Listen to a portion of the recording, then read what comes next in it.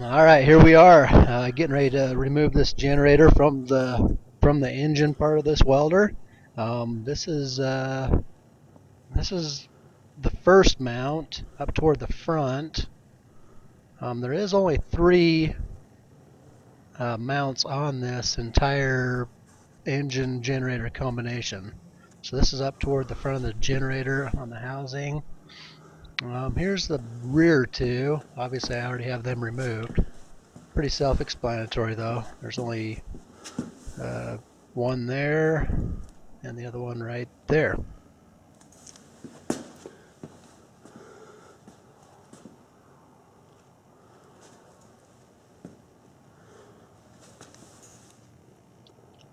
Okay, let's talk about the wiring real quick.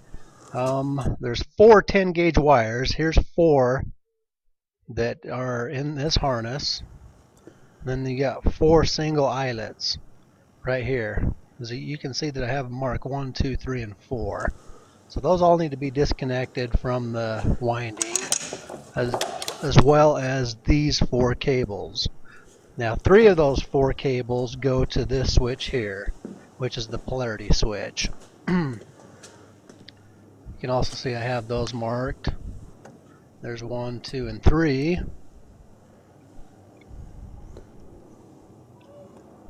You want to be really organized with this. You don't want to get these cables mixed up or crossed. There's where the fourth one goes.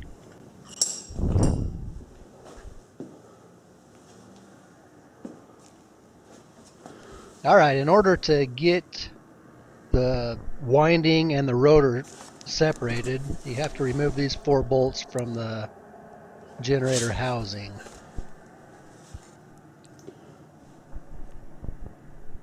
Real quick, let's take a quick look at the wires now that they are removed from the chassis of the welder. Alright, like I say, I think these are about 10 gauge wires. There's the four with the eyelets. As you can see, I got them marked 1 through 4. Yeah, you want to be really organized in this process. There's the other 4 wires, and that just unplugs, so it's pretty hard to get that mixed up. Alright, let's move on with the separation of this housing. You don't want to jam your pry tool too far in there, because that'll go directly into the winding. So just even pressure all the way across, and just take your time. This one came apart fairly easily.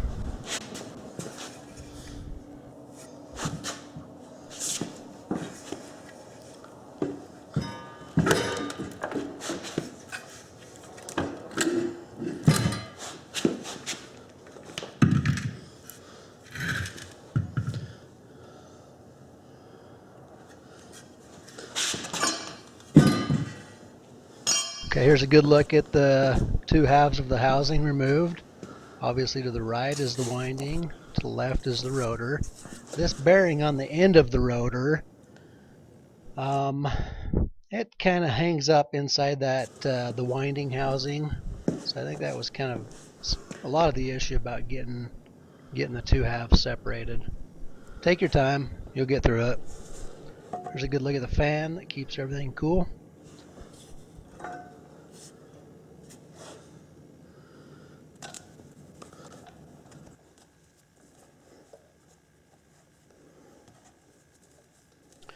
Alright, obviously with the head off, just going to cram this nylon rope in there. I've used this technique in the past. It seems to work well. Just to kind of hold the crank still while you're trying to spin something off the end of the crank. According to Kohler, they do make a tool that holds the flywheel in place. Whether it's worth it for you to do that, or this technique's obviously pretty easy. So there's a quick look at that.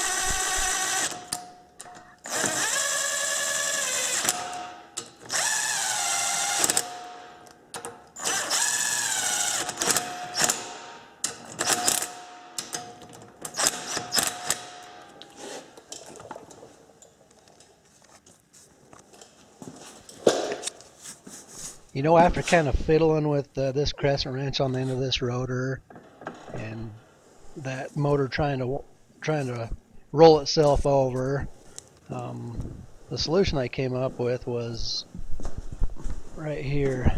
That's just 3/4 inch plywood.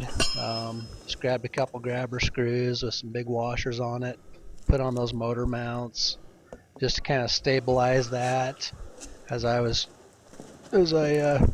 trying to spin this rotor off.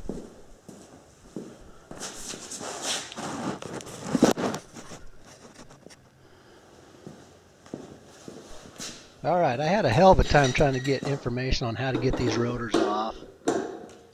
But the guy at Kohler Engines, he had a lot of good information. He did confirm that this is just a right-handed thread.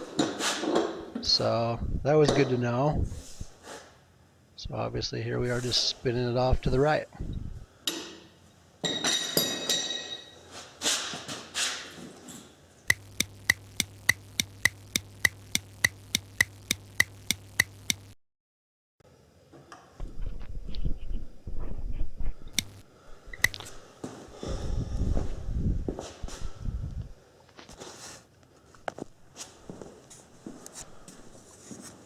Alright, right here was actually, that picture right there was extremely hard to get because there was almost no information with that crank, what that looked like, but there's a good picture of it for all of you that's curious to see what that looks like with the rotor spun off of it. Okay, with the rest of these generator components, obviously, you know, with your rebuild taking from, I don't know, 2 to 6 weeks, you don't want all these components and bouncing around and rolling around on the ground where they could end up damaged. So just take this rotor, slide it back in the winding housing, and set that off the side. I actually covered this up with a trash bag just so nothing got in it. Here's a quick look at this problematic cylinder. This is cylinder number 2. This is the one that was smoking a lot. So you can see a nice little puddle of motor oil in the combustion chamber. Good times.